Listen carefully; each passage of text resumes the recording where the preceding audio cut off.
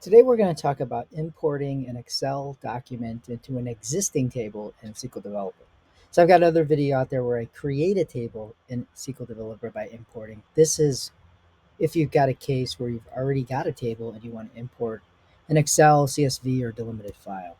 So our scenario is you've got a table in your database, you've got an Excel or a CSV or some sort of delimited file that's got a similar structure to the table. So when I say similar, I mean that you've got some overlap in the column structure in your file and with your table. So you may have a subset of the columns in your table, or you may have a superset of columns in your table.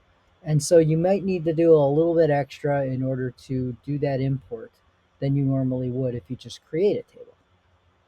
And of course, you want to import your data into the table.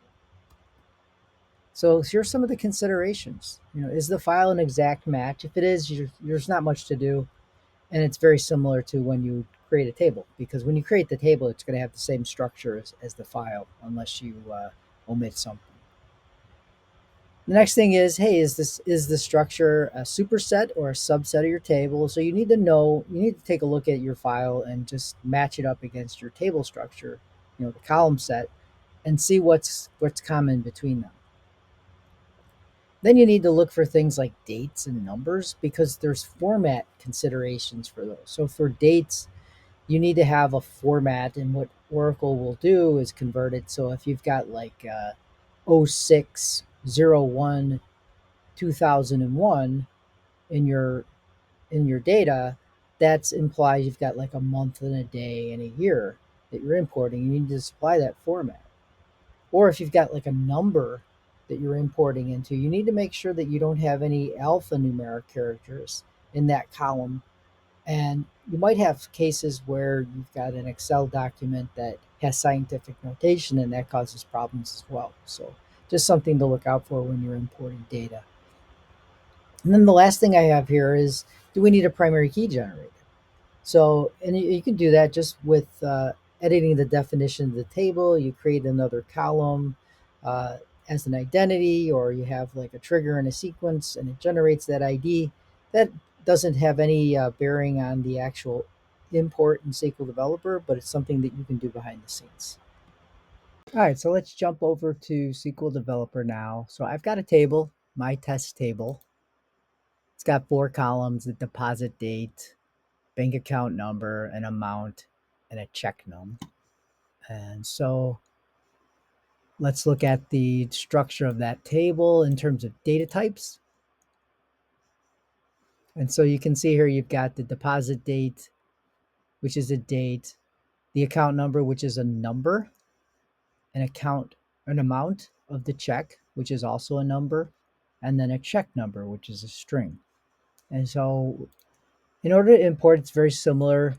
Before, when we were creating a table, we would go to the tables and click import. But now we want to select the table that we're going to import the data into.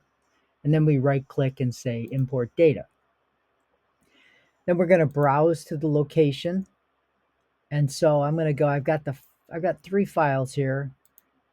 We've got sample, and it's going to show us the columns. Oh, so in this case, we match. We've got the deposit date, the account number, the amount, and the check. So that matches our structure of our table. And we're just picking the insert method. It's going to show us the data. So you want to note the structure and the format of the dates. Make sure that anything that's a number is a number, at least in the sample, to get started. And if there's a problem, you'll hit an error. It'll show you the line numbers, and you can go in and adjust accordingly. And then you've got the check number here. So I'm just going to click through. It's going to ask me which columns I want. I want all of them in this case. And then this is where you go and kind of validate the dates that, the columns are being imported, make sure that they match. As you click on each column, it'll select what it's mapping to. And it'll show you if there's any like formats being applied. So for example, here for the deposit date, it's using a MM/DD/RRRR format, which matches the format of the dates that are coming in. And we just click through and it imported successfully, and we'll just take a look at it. We got our data that came in. Looks like we have 23 rows in the table. Okay, so that's just when we've got a match one for one. Let's say we want to import from a file that has a slightly different structure. So we're going through the same steps. We're going to go and import. We're going to browse. We've got another file, sample2, and it's got an extra column in here. So I've got all the same columns we had originally, but then I've got this branch number on, branch location on the end. So as I go through, I select my insert method again. I scan the data as before. But what I can do is say, oh, well, I don't have branch location in my table, so I'm going to remove that from the available columns. And then it's very similar here, where I'm going to go and make sure that I've got the right formats. I don't have any invalid data coming in, at least from the sampled data, and everything looks okay. And so I import that. And again, we'll go back and take a look. We had 23 rows before. Now we've got 46. So we did import another 23 rows. It's basically the same file, just with the manipulated column set. So the next example here I'm going to go through is, what if we're missing a column? Can we still import data? And so I've got that with sample 3. So in this case, I've got the deposit date, the account number. Ooh, I reordered these. The account number, the amount, and the branch. Click through. This is the your sample size, by the way. So I did mention that, hey, we can scan the data. You can adjust that sample size. And here again, I don't want the branch location. It's not in my table yet. So I'm going to remove that. But I don't have the,